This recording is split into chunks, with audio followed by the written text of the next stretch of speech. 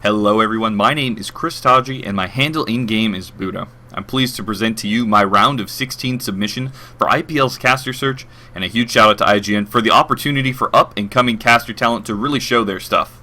First game today is going to be here on Cloud Kingdom. It is going to be the ladder version, and it's going to be between EG's Thorzain, spawning at the bottom left as the red Terran player, and at the top right we do have the teal or cyan Zerg player. It's going to be VPbenQsLivko. Of course, EG's Thorzain, a very, very well-known player. Been around for a really long time. And Slivko is an up-and-coming player for sure. I don't know actually how many people have heard of him, but he's been making a much better name for himself. I actually recently checked out his Twitter, and he actually has something like 250 followers. So if you enjoy his game, definitely go follow him on Twitter. It's actually the same name that he has here in the game, VPbenQsLivko. So he definitely could use some more follows. He's an excellent, excellent player, making a good name for himself in a number of Dream Hacks and I think a Home Story Cup. But regardless, we are going to have a Terran versus Zerg here, and actually Thorzain not walling off with that first depot and sending a very early scout before that first depot is even done. So we may see, looks like we are going to see a double 11 racks. We are at 11 supply. It's going to put that, oh my god, look at the timing on this. He is going to get that first racks down as soon as he gets 150 minerals. And that second one, we'll have to check the timing on that, but this is definitely a really cool move from Thorzain. And oh goodness, this is actually an unusual path for the second Overlord here. We usually see it come down the bottom of the map and across, but it is actually going to have seen this racks here. So that's a little bit unfortunate for Thorzain. A couple of drones are going to be sent down, just two, because there's not a bunker or anything. That third one is going to be coming back, and all he has to do is just keep these from mining. So his hatch does go down. He feels very safe against this, seeing that it's here. And this is not going to be good for Thorzain. He immediately cancels. Definitely the best decision here. And well, since he doesn't have any kind of wall left going, I think he's going to play super greedy and just go for a command center first. Pretty cool play after this. The Overlord is going to be here in just a second, so Slivko will know about this immediately as soon as his Overlord gets into position here, and he knows his Overlord's safe because obviously there can't be a barracks here. So we'll see when he comes in and decides to scout this. Take a look at the vision here. It is just a little bit out of range, so needs to move it a tad forwards. But we'll see what EGThorZaiN's follow-up is to this. Normal follow-ups to a command center first can be one barracks into a gas, two barracks follow-up into two more barracks. Well, there's a number of different variations and stuff, but those are two of the most common, one being, of course, for very fast reactor Hellions, about the same pace as a one racks expand with a double gas follow-up, so we'll have to see. Two barracks do go down for Thorzain, so this follow-up is semi-common. We'll have to see what he walls the rest of this off with when the time comes. In the meantime, Slivko took a very, very late spawning pool here. It looks like around the 16-17 mark. And in the meantime, he's just droning up. He's just now making his first pair of Zerglings come out onto the map. And as we can see, it's 21 drones to 17 SCVs. So Thorzain actually not that far behind in the economic game. Does not have an orbital yet, of course, because he doesn't have a barracks. So that's going to put him a little bit further behind. But his SCV count is there to match the Zergs, at least a little bit. Double orbital command going to come down for Thorzain in just a second here as he walls off his last slot here with a third barracks. So we definitely could see some biocentric play. Recently, in this past MLG this weekend, actually, we did see a lot of mech play come out off of 4 barracks, kind of to throw the Zerg player off, but also it allows you to put on a little bit of early pressure and really fake your Zerg opponent into, maybe making Banelings or something to delay their tech a lot, slow down that Broodlord tech that mech is so vulnerable to. But Thorzain's still not taking a gas here. He's playing very economically. We're going to have to see whether or not he wants to go for perhaps a third command center before doing any kind of gas tech, or he's just kind of holding off. And of course, putting down any kind of tech labs here wouldn't be too nerve-wracking because obviously Zerglings would have to run into Marines if they were behind the barracks here. But, oh, that's kind of risky. He's actually got all of his Marines on the front side here. Don't think he scouted anything. Yeah, he has no idea whether or not his opponent took a gas early, and if his opponent had taken a gas and gone for a speedling opening, these Marines would be incredibly vulnerable out here. So a little bit risky. Would only be 5 Marines, but that would be the entirety of his defense here. In the meantime, Thorzain still has not taken a gas, and a third command center does drop here.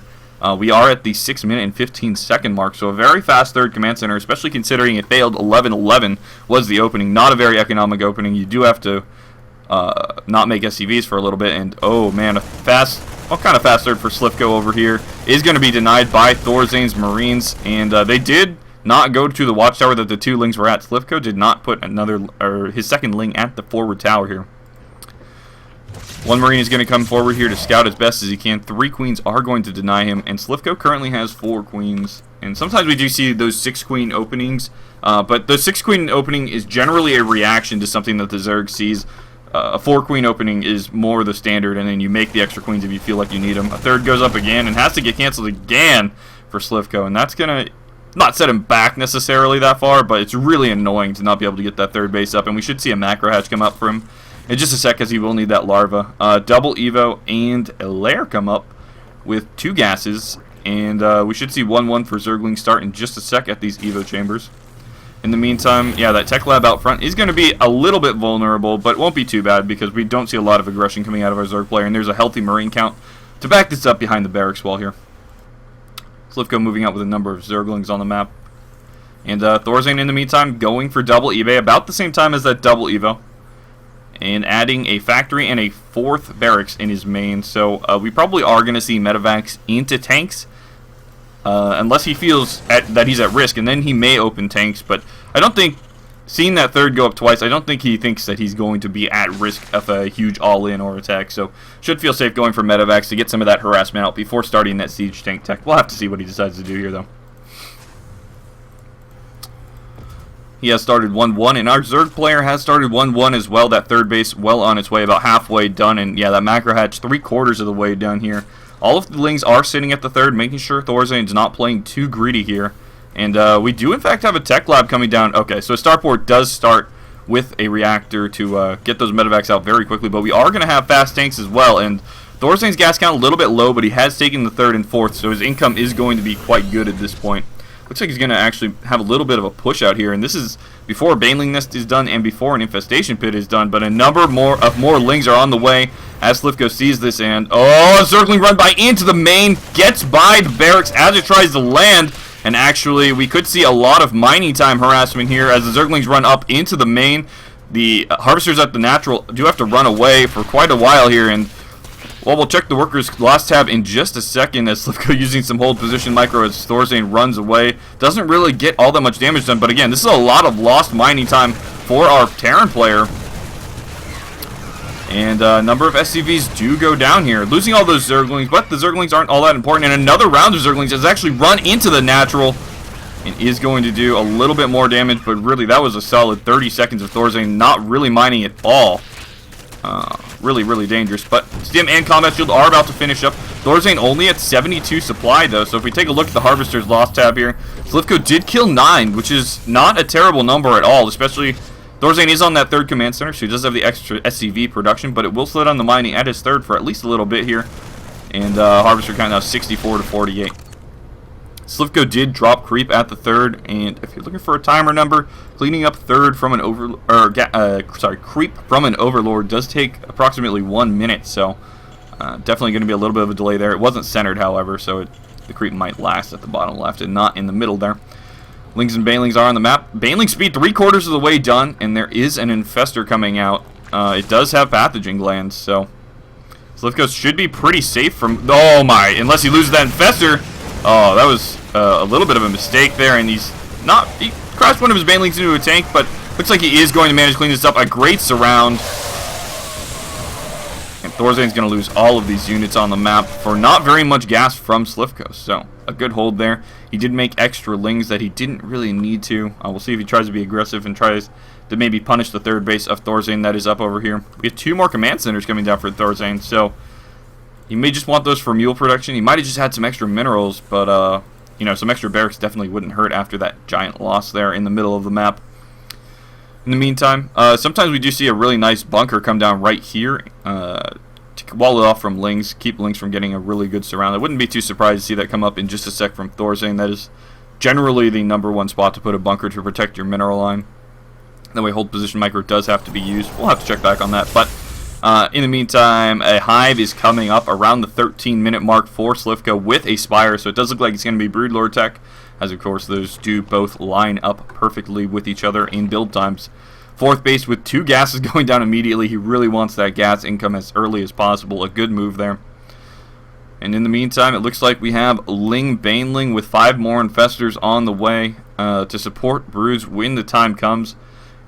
And with Thorzain playing relatively so passively after losing that army, Slivko is going to have time to get this out. As we can see, the supplies right now 107 to 144. A huge supply lead for Slivko.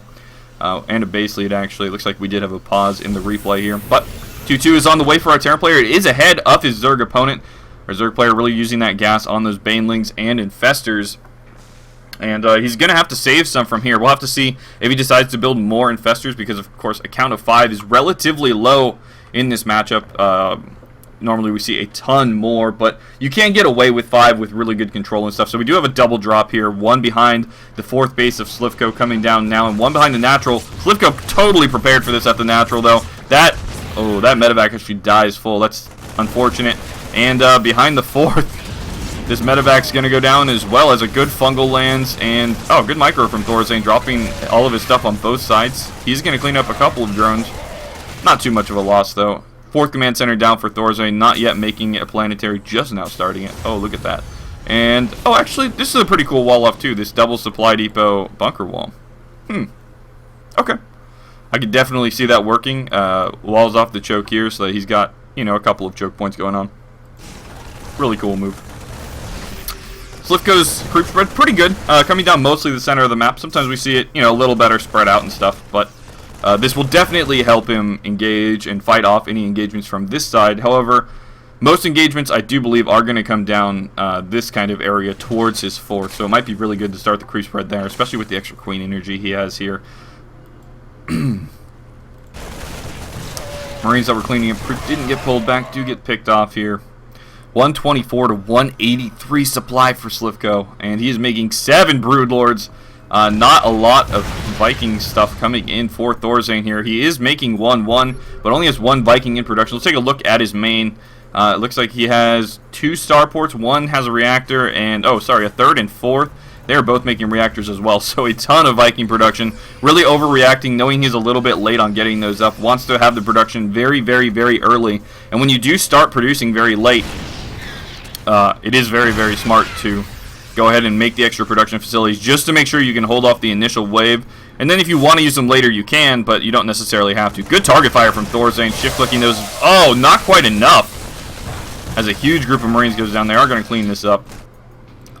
More bases for Slivko. Look at the spread of these all over the place. 3 additional bases. This is really smart against a Terran. It's smarter against a meching Terran because, of course, they can't get all over the place. You just throw spines everywhere, and they have to commit their army somewhere, and you can counterattack. But it's even smart against a player that's going biotank like Thorzain is because, you force them to do drops all over the place. You can defend with spine crawlers and some lings and maybe an infestor at each base if you decide to do so. You don't even need an infestor sometimes, though. Good spines and spores with a high drone count can be enough. And oh my goodness, we have Ravens and Raven Energy started. Corvid Reactor is what that's called.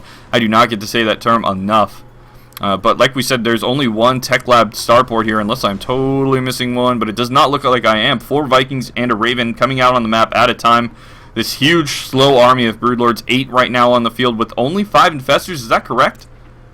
Yeah, 5 Infestors, 1 more in production. Really low Infestor count from Slivko, but not a high Marine count from our Terran player. Of course, Infestor's very good against the Vikings as well. So Thorzain's going to have to be very careful about splitting those up. But Seeker Missiles, if that is the tech of choice for Thorzain here, he might just be using these for PDD, actually, to help with the Corruptors. But if the tech of choice is Seeker Missile, remember that Seeker Missile does hit ground and air in a giant splash zone, and if the Corruptors, Broodlords, and Infestors are all stacked on top of each other, we could see a huge explosion come down.